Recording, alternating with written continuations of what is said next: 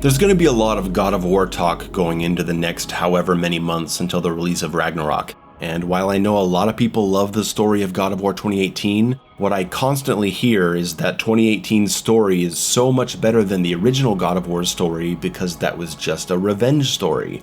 Now, I'm not going to go into what game has the quote-unquote better story. They tackle different themes that people relate to and appreciate in their own way. But I want to clear up some misconceptions about the original story and dispel this notion that it's just a stupid revenge story with a one-dimensional angry protagonist.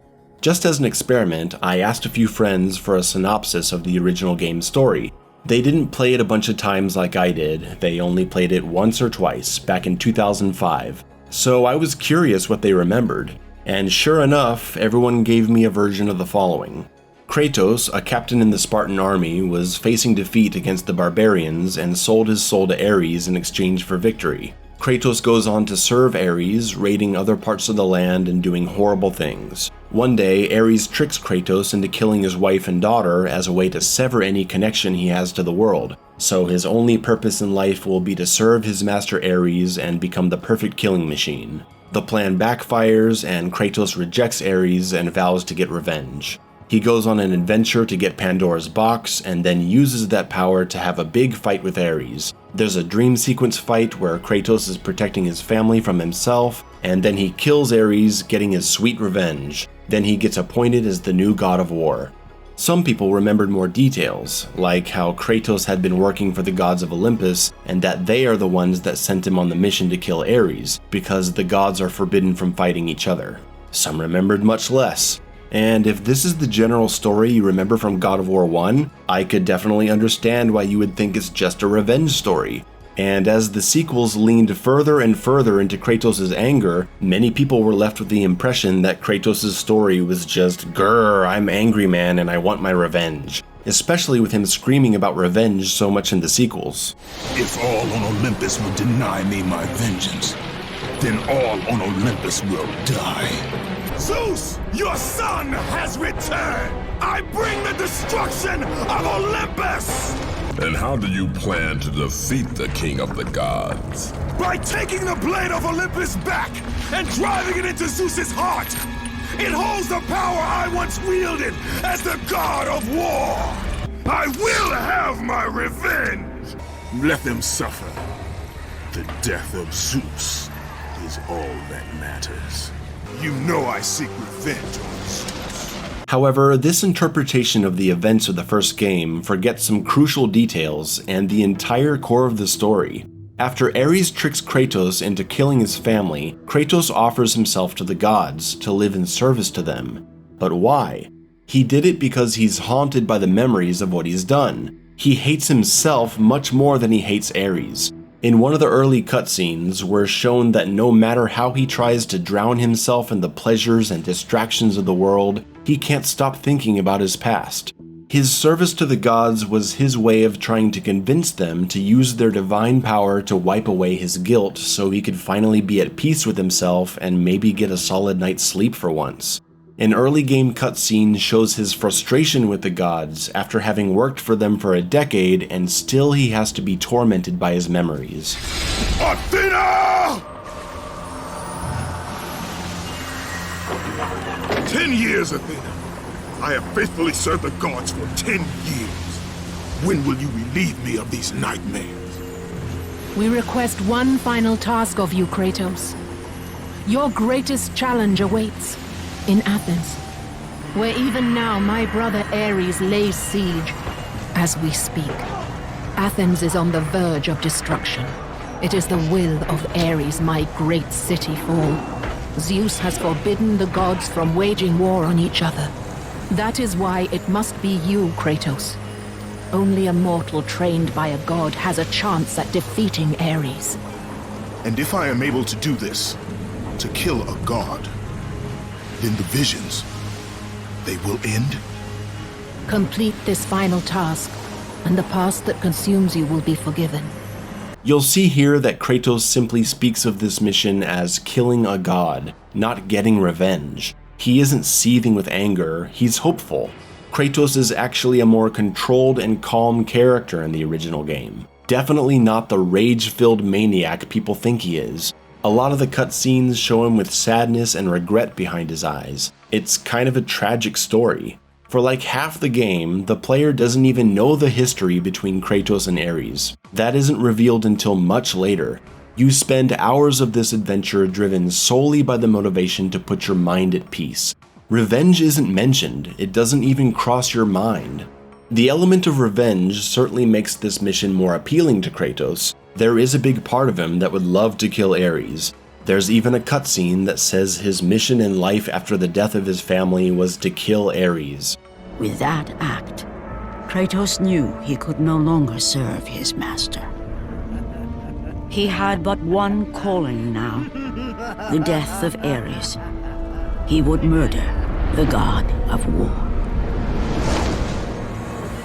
Ares, you will die for what you did that night.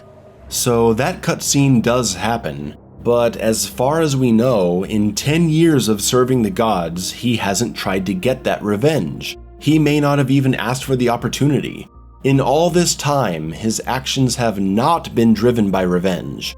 And after 10 years of living in misery, I have to wonder, if revenge were the only thing the gods had to offer, would Kratos have accepted this incredibly dangerous, maybe impossible mission? I'm leaning towards no, because Athena isn't offering him revenge. She has to sell him on the mission by offering the redemption he's always wanted. Complete this final task, and the past that consumes you will be forgiven. Kratos accepts the mission to kill Ares specifically because of the promise of redemption. And as we go through the adventure, we learn all the backstory that shows why he's sad and empty inside, and yes, of course, why he's angry too. One of the strongest images of the original story is at the end when Kratos confronts Ares and prepares to kill him. And possibly the strongest image of the game is in the dreamlike fight against multiple Kratoses, when you hug your family as a way of healing them from any damage they take from your doppelgangers. These two images complement each other under the interpretation that God of War is a revenge story, because we've got the angry revenge confrontation and the representation of why Kratos wants revenge. But I find it amazing that so many people forget the most important scene from the end of the game, the one that shows what this has all been about in the first place. This one. This sad, lonely man who feels he has nothing to live for and can't go on living with his guilt. Look how sad he is when he approaches Athena to ask for his memories to be wiped away. He has gotten no satisfaction from killing Ares. After getting his revenge, he begs Athena for the one thing he was truly seeking, peace, and he is denied it. Though we mourn the death of our brother, the gods are indebted to you. We promised your sins would be forgiven, and so they are. But we never promised to take away your nightmares. No man, no god could ever forget the terrible deeds you have done. Athena never promised Kratos freedom from guilt. Kratos simply heard what he wanted to hear because he's desperate. She told him that all would be forgiven, not that he would be able to forget. Faced with the fact that he must continue living with the nightmares and misery, his sadness and guilt are so great that in the face of utter hopelessness, he decides to end his life, casting himself into the sea from a high cliff. In the end, knowing the visions of his past would never leave him, Kratos made his way to the bluffs overlooking the Aegean Sea. The gods of Olympus have abandoned me.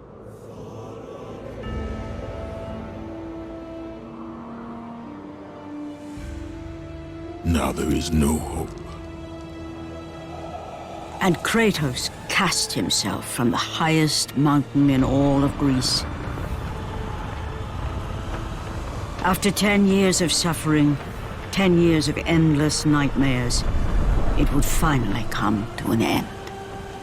Death would be his escape from madness. Not only is this a powerful ending to the game, it's also the very first thing that happens. We started the game with a flash forward to this scene. Do people not remember? Athena stops him and says the gods are not done with him yet. They need a new god of war, and Kratos takes the job. Something that we all know from the sequels was a terrible, terrible idea. And the sequels go on to be more straightforward revenge stories. after Zeus betrays Kratos and all that. I love the stories in the sequels. God of War 2 is actually my favorite. I really get into the revenge story because of how well I feel like I know Kratos by that point, and I feel angry at the gods just like he does. At the end of God of War 3, having killed all the gods, Kratos is now the dark-hearted, angry man people think of him as. He obviously gets satisfaction from finally getting his revenge. And for as much as I love God of War 3, I find his character journey to be a bit upsetting because he really did just end up becoming a much worse person. But that first game's story, it's about something much deeper than revenge.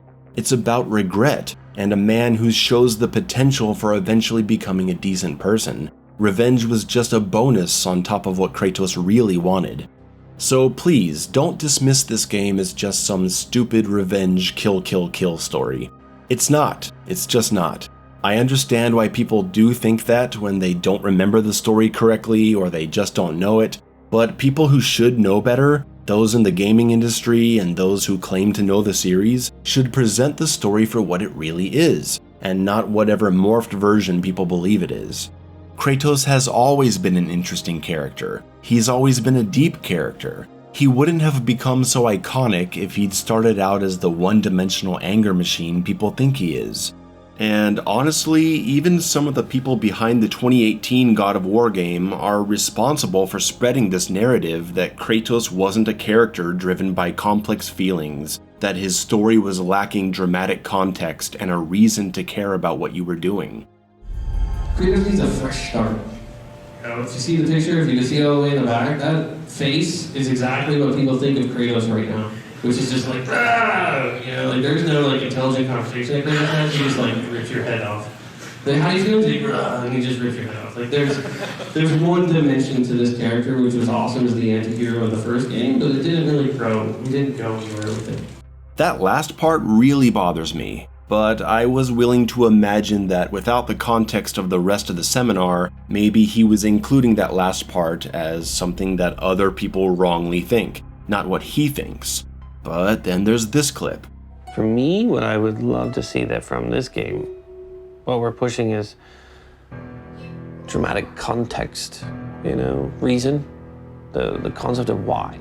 Like, why am I here? Why am I doing these things? Why do I care as a player? Like, engaging people on a more emotionally visceral level than just revenge, killing, which is great. Combat's fun. It's the way you communicate with the environment in so many games. But I think games that feel repetitive and boring are because there's no strong sense of why. You don't feel connected at all to the world. Kratos was one of the most well-written characters of his time, and he went on to be expanded upon in official numbered sequels and in spin-off titles that dove even further into his feelings of regret and the heartbreaking loss of his family. If we're talking about giving the player a reason to care about what they're doing, I'll tell you why I personally care far more about what I'm doing in the original games than I do about what I'm doing in the 2018 reboot. I care about what I'm doing because Kratos cares. He moves through those games with clear purpose and clear motivation all the time. And there's this disconnect in 2018. I understand that it's about a father's relationship with his son and not wanting his son to follow the path of darkness the way he did. That's not a bad direction to take the series at all. We are not men. We are more than that. The responsibility is far greater. And you must be better than me. Understand? But the actual events of the game, the missions you go on, the places you travel to, the drama of the gods that you interact with, Kratos is completely indifferent to it. Look, should we try talking to them? No, But maybe they need help. they do not stop us, so they do not concern us. But They maybe... do not concern us. By the by, he's no wild about it either. I also need lamb's cress. Do you mind? It's a white petal flower in my garden. Just a handful. Fine. Lamb's cress. Shivers restore the Bifrost magic, you must step into the light. But be very careful not to get your...